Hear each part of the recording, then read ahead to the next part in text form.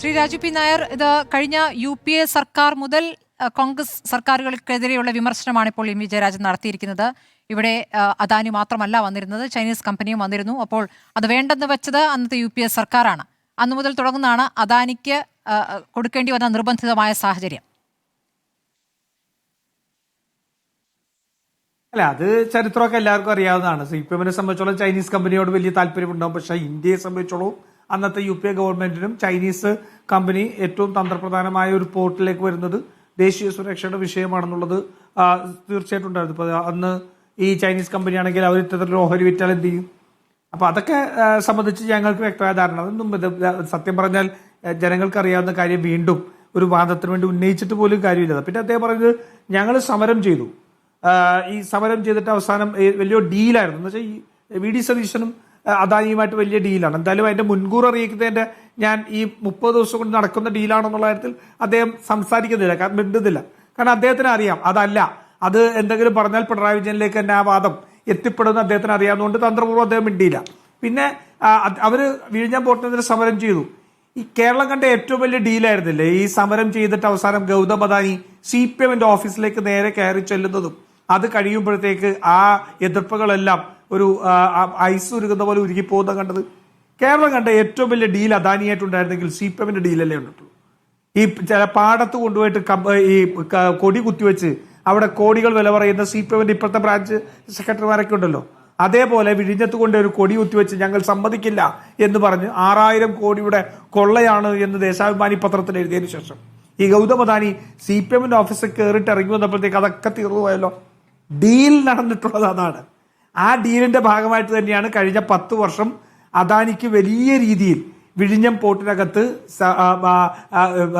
ഇളവുകൾ കിട്ടിയത്. ഈ കാലതാമസം ഉണ്ടായപ്പോൾ 49 കോടിയോളം അവരിൽ നിന്ന് ഈടാക്കുക. ഇപ്പോ വക്കീൽ നോട്ടീസ് അയക്കാത്തതിന്റെ വിഷയമൊക്കെ പറയുന്നുണ്ടല്ലോ, ഇതിന് നോട്ടീസ് അയക്കാം. 49 കോടി ഈ സർക്കാരിന് ലഭിക്കേണ്ട തുക നഷ്ടപ്പെടുത്തിയത് പിണറായി വിജയനാണ് അദാനിയുമായിട്ട്. അറിയില്ലേ? ഈ നിർമ്മാണം വൈകിയപ്പോൾ ലഭിക്കേണ്ട തുക. മാരിടൈം ബോർഡിന് 50 കോടി രൂപയ്ക്കടുത്ത് ഇപ്പോഴും പൈസ കിട്ടിയിട്ടില്ല എന്ന് പറഞ്ഞു ഇല്ലേ? ഞാൻ നേരത്തെ ഇവിടെ സൂചിച്ചപ്പോഴത്തേക്ക് അദ്ദേഹത്തിന് ആ വിഷയത്തിൽ വിദഗ്ധനായിട്ടുള്ള ഒരാൾ പറഞ്ഞു, ഞാൻ പറഞ്ഞത് അദാനിയുടെ എണ്ണം മാത്രം. ഞാൻ ചോദിക്കുന്നത് കേരള മാരിടൈം ബോർഡിന്റെ കയ്യിൽ എന്ത് കണക്കുണ്ട്? അങ്ങ് വിസിലിനെ കുറിച്ചൊക്കെ പറഞ്ഞു, ശരിയാണ്. കേരള മാരിടൈം ബോർഡിന്റെ കയ്യിൽ എത്ര കണ്ടെയ്നർ വന്നു, എത്ര ഷിപ്പ് വന്നു, അതിന് സർക്കാരിന് എത്ര രൂപ ഹാൻഡ്ലിംഗ് ചാർജസ് കിട്ടണം എന്നുള്ളതനുസരിച്ച് മാരിടൈം ബോർഡിന് എത്ര കിട്ടണം എന്നുള്ളത് സംബന്ധിച്ച് എന്തെങ്കിലും കണക്ക് ഇന്ന് വരെ ചർച്ച ചെയ്തിട്ടുണ്ടോ? അതാണ് ഞാൻ പറഞ്ഞത്. അദാനി പറയുന്ന കണക്ക് വിശ്വസിക്കുന്നു പറഞ്ഞതാണ്. എല്ലാത്തിന്റെയും ഇതിനകത്തേക്ക് പോകണ്ട. പിന്നെ CPM-നെ സംബന്ധിച്ചോളം ഇവരുടെ പ്രശ്നം ഇതൊന്നുമല്ല. ഇവരിപ്പോ അധികാരം പോയതിന്റെ ഇപ്പോ ഇവരിരുന്ന സമയത്താണെങ്കിൽ ഇപ്പൊ സ്വാഭാവികമായിട്ടും ഞാൻ പറഞ്ഞ പോലെ ഇത് നടന്നിട്ടുണ്ടെങ്കിൽ ഈ ഡീലെല്ലാം നടക്കുന്ന പിണറായി വിജയന്റെ സമയത്ത് തന്നെയാണ്. ആ സമയത്ത് നടന്നിരിക്കുന്ന ഡീലിന്റെ ഒരു കൺക്ലൂഷനിലേക്ക് ഇപ്പൊ എത്തിയിരിക്കുന്നു എന്ന് മാത്രമേ ഉള്ളൂ. അവരെ സംബന്ധിച്ചോളം ഇതെല്ലാം രാഷ്ട്രീയമായിട്ട് മാത്രമാണ്. ഈ ഡീൽ എങ്ങനെയെങ്കിലും വിഴിഞ്ഞം പദ്ധതി ഒന്ന് പണി നിർത്തിവെച്ചാൽ അവർക്ക് കാരണം ഭരണത്തിൽ വരുമ്പോ തീവ്ര വലതുപക്ഷത്തിന്റെ സാമ്പത്തികതയും ഈ ചങ്ങാത്ത മുതലാളിത്തത്തിന്റെ എല്ലാ വക്താക്കളായിട്ട് CPM മാറുകയും ഭരണം നഷ്ടപ്പെടുമ്പോൾ ഒന്നും നടക്കരുത്, എല്ലാത്തിനും പ്രശ്നമാണ് എന്ന് പറയുന്ന ഒരു ഈ എന്താ പറയുക ഈ പരകായ പ്രവേശം CPM-ന് സംഭവിക്കും. കൊച്ചി മെട്രോയ്ക്ക് ഉൾപ്പെടെ സമരം ചെയ്തത് ഈ CPM തന്നെയായിരുന്നു. നിങ്ങൾ മറന്നിട്ടില്ലല്ലോ? കൊച്ചി മെട്രോയുടെ മുമ്പിൽ പോയി സമരം ചെയ്തത് CPM ആയിരുന്നു.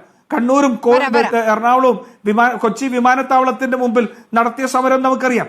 അപ്പൊ ഇപ്പറഞ്ഞ രീതിയിലുള്ള വികസന വിരുദ്ധതയെല്ലാം കാണിക്കുകയും അവർ പ്രതിപക്ഷത്തിരിക്കുമ്പോൾ ചെയ്യുകയും ഭരണത്തിൽ വരുമ്പോൾ ഈ ചങ്ങാത്ത മുതലാളിത്തത്തിന്റെ ഭാഗമായി അദാനിയുടെ ബലൂൺ വരെ പറത്താനുള്ള മാനസികാവസ്ഥയിലേക്ക് ഈ സോ കോൾഡ് ഇടതുപക്ഷം അല്ലെങ്കിൽ CPM അല്ലെങ്കിൽ പിണറായിസ്റ്റുകൾ എത്തുന്നതിന്റെ ഒരു വലിയ രാഷ്ട്രീയം നമ്മുടെ മുന്നിലുണ്ട്. അതുകൊണ്ട് ഇവരുടെ എല്ലാം പ്രതിപക്ഷത്തുനിന്ന് മാത്രമല്ലല്ലോ ഈ സ്വരം വരുന്നത്. ഒരു പ്രശ്നമുണ്ടല്ലോ, പാർട്ടിയിലും തീരുമാനം ആ രൂപത്തിലാണല്ലോ വരുന്നത്. ഒരു പ്രശ്നമില്ല സ്മൃതി. ഞാൻ ആദ്യം പറഞ്ഞ പോലെ അദാനിയെ സംബന്ധിക്കുന്ന വിഷയം കോൺഗ്രസിനെ സംബന്ധിച്ചോളം കോൺഗ്രസ് അദാനിയുമായിട്ട് കുത്തകവൽക്കരണത്തിന്റെയും അന്യായമായിട്ട് ലഭിക്കുന്ന ഡീലുകളുടെയും എല്ലാം രാഷ്ട്രീയം ഞങ്ങളൊന്നും ഉയർത്തിയിട്ടുണ്ട്.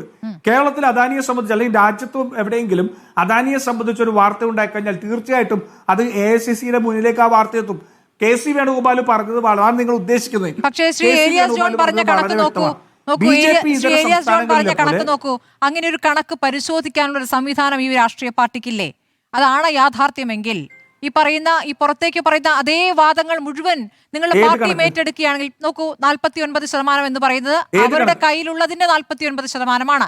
യഥാർത്ഥത്തിൽ ആകെയുള്ളതിന്റെ 13.72% മാത്രമേ ഉള്ളൂ എന്ന് അദ്ദേഹം പറയുന്നു. 13.57. അല്ലല്ല, ഞാൻ sorry. ചോദിക്കുന്നത് അതിന്റെ എല്ലാം കാര്യങ്ങൾ വിശദമായിട്ട് പഠിക്കുമല്ലോ. നോക്കൂ, അതിന്റെ എല്ലാം കാരണങ്ങൾ അല്ല, അത് ബേസിക്കായ കാര്യമാണ്. 25% മുകളിലാകുമ്പോഴാണ് ഓണർഷിപ്പ് പ്രശ്നം വരിക. അല്ല, basic- അപ്പോൾ അതിൽ basic വളരെ ആയ കാര്യം- താഴെയാണ് എന്നുള്ള വിഷയം നിൽക്കുകയാണെങ്കിൽ ആ വിഷയമേ ഇല്ല. അതാണ് ശരിയെങ്കിൽ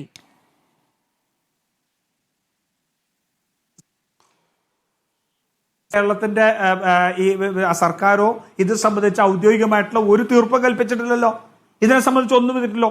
പ്രയർ ഇൻഫർമേഷൻ കിട്ടിയിരുന്നില്ല എന്നുള്ളതിനെ സംബന്ധിച്ച് പറഞ്ഞിരുന്നു. അത്തരത്തിലൊരു ഡീൽ നടപ്പാക്കുകയാണെങ്കിൽ ഈ സംസ്ഥാനത്തിന്റെ താല്പര്യങ്ങൾ, രാജ്യസുരക്ഷയുടെ താല്പര്യങ്ങൾ, സാമ്പത്തിക താല്പര്യങ്ങൾ, മോണോപ്പൊളി ഇല്ലാത്ത ഉണ്ടാവുന്ന എല്ലാവർക്കും ആക്സസ് ചെയ്യാവുന്ന ഒരു പോർട്ട് താല്പര്യം, ഇതെല്ലാം സംരക്ഷിച്ചുകൊണ്ട് നടപ്പാക്കുന്നു മാത്രമല്ലേ കേരളത്തിന്റെ മുഖ്യമന്ത്രി പറഞ്ഞത്. കേരളത്തിന്റെ മുഖ്യമന്ത്രി മറ്റൊരു വിശദാംശങ്ങളിലേക്കും പോയിട്ടില്ല. അപ്പൊ ആ വിശദാംശങ്ങൾ അത് പഠിച്ച് പറയേണ്ട സമയത്ത് വളരെ കൃത്യമായിട്ട് പറയും. ഇപ്പൊ എന്തായാലും നാളെ എനിക്ക് തോന്നുന്നു അടുത്ത ദിവസം അടുത്ത മന്ത്രിസഭാ യോഗം കഴിയുമ്പോൾ ഇതുണ്ടാവല്ലോ, വാർത്താ സമ്മേളനം ഉണ്ടാവല്ലോ. അപ്പൊ ഇതിനെ സംബന്ധിച്ച് ചോദ്യങ്ങൾ വരുമല്ലോ.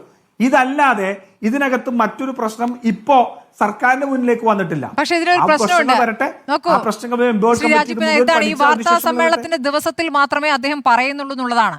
ചില കാര്യങ്ങൾ അതിനു മുന്നേ തന്നെ പറയേണ്ടി വരും. ഇത്രയും ഇപ്പോൾ കോളിൽക്കം സൃഷ്ടിച്ചു കഴിയുമ്പോൾ അതിന് വ്യക്തത വരുത്തി കഴിഞ്ഞാൽ അദ്ദേഹത്തിന് വ്യക്തത ഇല്ലാഞ്ഞിട്ടാണെന്നുള്ള ചോദ്യമുണ്ട്. അദ്ദേഹത്തിന് മാത്രം താല്പര്യമാണെന്ന് പ്രതിപക്ഷം ആവർത്തിച്ച് പറയുന്നുണ്ട്. മറുപടി വേണ്ടേ? ഒരു സ്മൃതി, കേരളത്തിന്റെ മുഖ്യമന്ത്രിക്ക് എല്ലായിടത്തും മാധ്യമങ്ങളെ അന്വേഷിച്ച് നടക്കാൻ പറ്റില്ല, അല്ലെങ്കിൽ പറഞ്ഞു നടക്കാൻ പറ്റില്ല. മാധ്യമം എന്ന് പറയുന്നത് ജനങ്ങളാണ്. ശ്രീ കേരളത്തിൽ പുനരാരംഭിച്ചിട്ടുണ്ട്.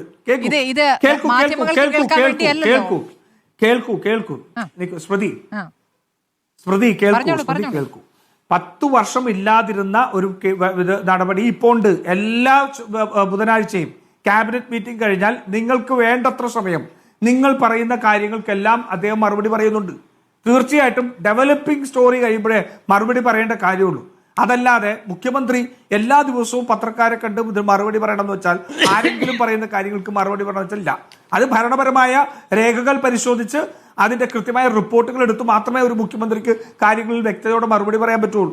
അതൊന്നും വെറുതെ ഞാൻ പറഞ്ഞില്ലേ, നിങ്ങൾ ഈ എവിടെയൊക്കെയോ ഇത് പിണറായി വിജയനെതിരെ നിങ്ങൾക്ക് ഇത്തരത്തിൽ ആരോപണമില്ലായിരുന്നല്ലോ.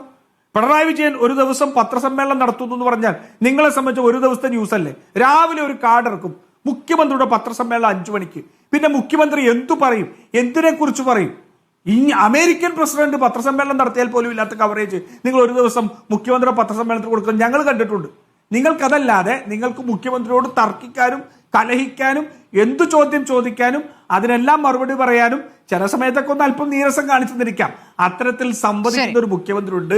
ആ മുഖ്യമന്ത്രി പറയേണ്ട സമയത്ത് കാര്യങ്ങൾ വിശകലനം ചെയ്ത് ഔദ്യോഗികമായിട്ടുള്ള കൺഫർമേഷനുകൾ ആവശ്യമുള്ളത് അതെടുത്ത് പഠിക്കേണ്ട കാര്യങ്ങൾ പഠിച്ച് അതിൽ വ്യക്തത വരുത്തും. അത്രേ ഉള്ളൂ. ഇത് ആർക്കും വ്യക്തതയില്ലാത്ത പ്രശ്നമൊന്നും ഇതിനകത്തില്ല. ശരി.